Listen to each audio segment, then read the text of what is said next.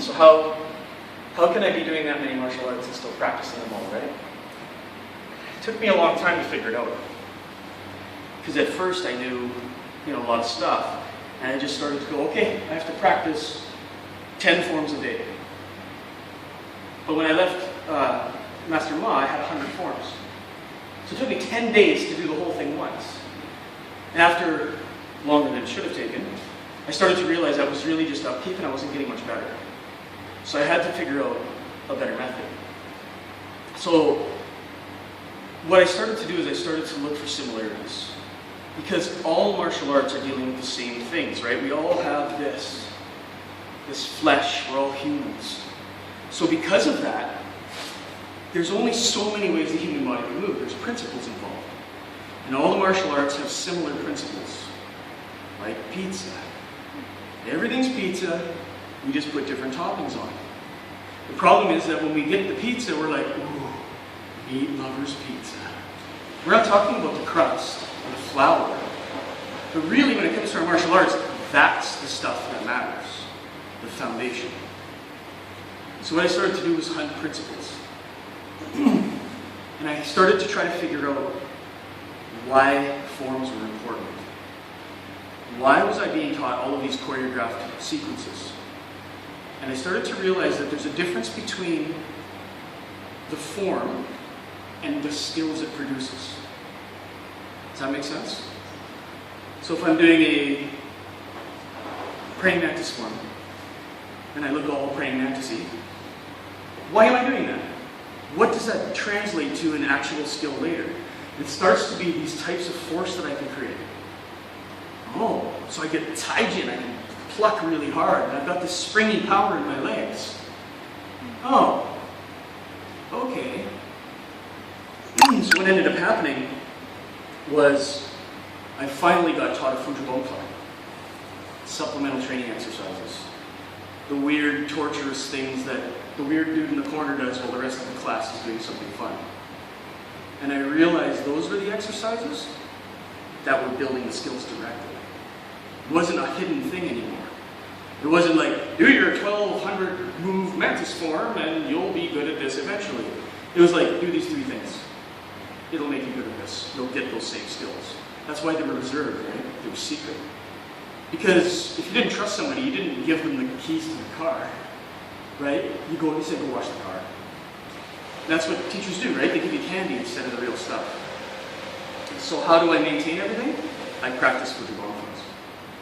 Like my practice looks kind of stupid, truthfully. If I do forms, it's usually for like cardio. And for fun, because I like it. But if I'm actually trying to do stuff, then I'm just into Fujibonfa practice. That's like almost all I do now. So if I'm trying to get better at whatever Chen style, I'm doing the 100 Qigong, right? Or I'm drawing circles, not necessarily doing the entire form. Same thing, walk. Why do you think they walk so much? It's their Fujibonfa. They hid their Fujibonfa in plain sight. Then they just don't tell you how to do it. It's all right there. It's actually the whole art is inside a few exercises, the one we did today. And all of the arts have got these things in them. And some of them look completely unrelated. Like really, it's kind of hard at first to go, this builds that. But eventually, it starts to be more and more obvious that we actually have more similar from one art to another than different. I mean, I got to meet Sifu Seper, right? Southern praying mantis. Never met a Southern mantis guy in my life. And all we sat on the couch and talked about was how we were the same. Hey, it's really cool how you guys do it like this, and I do it like this, and it's the same. How'd you build the skills? Oh, we did this. Oh, that's almost the exact same move we did. Makes sense. Totally divergent, different areas of China, everything. Human bodies need this skill. People arrive at the same ideas, right? So does that answer your question?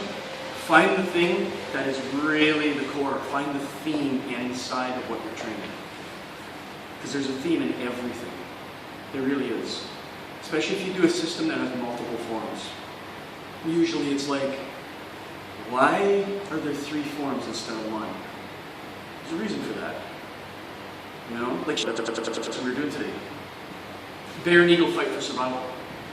Bear and eagle represent yin and yang. the bear closes, the eagle opens. So that entire form actually goes close, open, close, open, close, open, close, open. That's how you know it when you get mixed up, actually. If you get lost, you go, what did I just do? I closed, okay, the next one's open. And it's just teaching your body how to do this. That's the theme.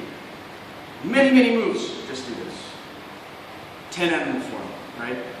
The one that has all the stuff in it. It's about change. Because it'll change your rhythms of opening and closing. It'll be like open, open, close, close, open, open, open, open, open, close, open, open. And it's just like this weird, crazy rhythm that's really hard to figure out. Which breaks you of the previous rhythm that you just learned. See? Chen style, Ilu. The Tai Chi form. Create root. Create structure. Be unmovable. Be the mountain. Why is there cannon fist? Because you can't move. So you better learn how to move and punch suckers. So I gotta know how to move and I gotta know how to punch people, so I have to learn this other thing. Right? That's it. And bigger, more external systems have lots of forms. Some of them are secret forms. Probably a neat skill inside them.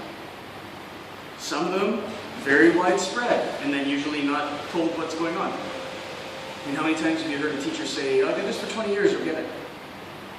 Problem is, not everybody gets it, even if they do it for 20 years. It's easier if you just start hunting it down yourself. That's a very long